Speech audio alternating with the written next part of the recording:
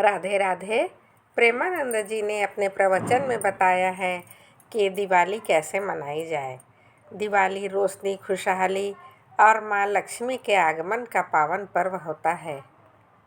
इस दिन अगर सही विधि विधान से माँ लक्ष्मी और भगवान गणेश का पूजन किया जाए तो साल भर घर में सुख, समृद्धि और धन की वर्षा बनी रहती है।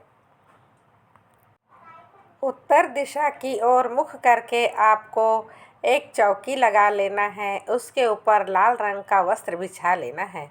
अब इसके ऊपर हम लक्ष्मी जी और गणेश जी का एक फोटो पोस्टर लगाएंगे या फिर नई प्रतिमा या मूर्ति जो आप लेकर आए हैं उन्हें स्थापित विराजमान कर देंगे।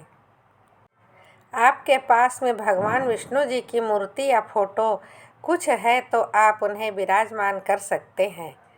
सोना चांदी माँ लक्ष्मी जी का ही प्रतीक होता है।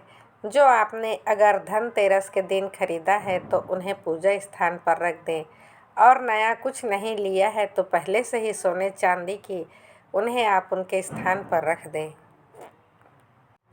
इस दिन कलश स्थापना करना बहुत ही शुभ रहता है।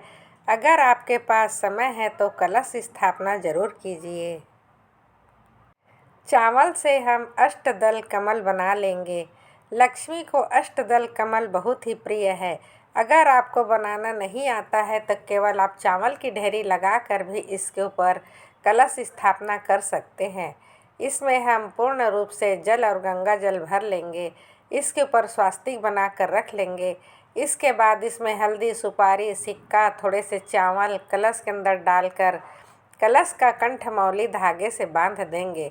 अब आम के पत्तों पर टिका लगाकर हम कलश को सजाएंगे। अगर आम के पत्ते न मिले तो आप अशोक के पत्ते भी लगा सकते हैं। एक चावल से भरे पूर्ण पात्र से हम कलश को ढक देंगे और एक नारियल को मौली धागे से बांध करके हम यहाँ पर रखेंगे। आप चाहे तो लाल रंग का कपड़ा भी लपेट सकते हैं। अब नारियल का मुख अपनी ओर रखते हुए हम कलश के ऊपर इस नारियल को रख देंगे। इस तरह से हमारे कलश की स्थापना हो जाएगी। अब हमें अखंड दीपक जलाना है। अखंड दीपक देवी देवताओं को तुरंत ही प्रसन्न करता है। इस प्रकार चावल के ऊपर से एक बड़ा दिया जलाया जाता है। यह अखंड दीपक दिवाली की पूरी रात जलता रहता है और इस दीपक में घी या सरसों का तेल भरा जाता है। माँ लक्ष्मी से प्रार्थना करेंगे, हे माँ, हम जो पूजन करने जा रहे हैं इसे स्वीकार करें। कोई गलती रह जाए तो क्षमा करें। मेरे घर में स्थायी रूप से निवास करें। फिर हम पूजा शुरू करेंगे। हम भाव रूपी जल का स्नान छींटे के रूप में लगा कर करेंगे। सभी देवी देवताओं को स्नान करा देंगे। स्नान कराने के बाद फिर वस्त्र रूपी भावना के साथ हम मौली या कलावा जो है वह समर्पित करेंगे।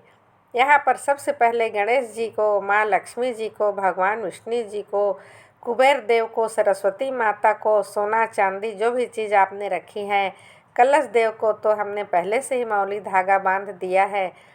तो इस प्रकार से वस्त्र की भावना से हम सभी को मौली समर्पित कर देंगे। इसके बाद तिलक करेंगे, अक्षत समर्पित करेंगे।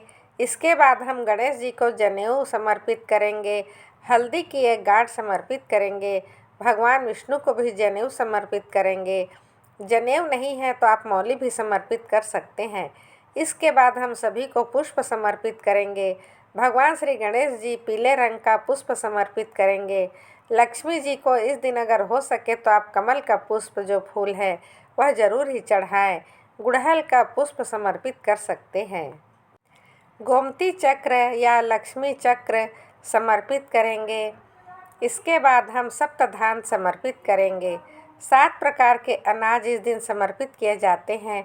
साबुत अनाज के लिए हम समर्पित करेंगे यहाँ पर गेहूँ, बाजरा, जौ, चावल, चना, मूंग, धनिया इत्यादि 7 प्रकार की चीज़ समर्पित करेंगे।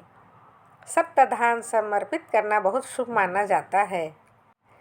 भोग स्वरूप हम मिठाई समर्पित करेंगे।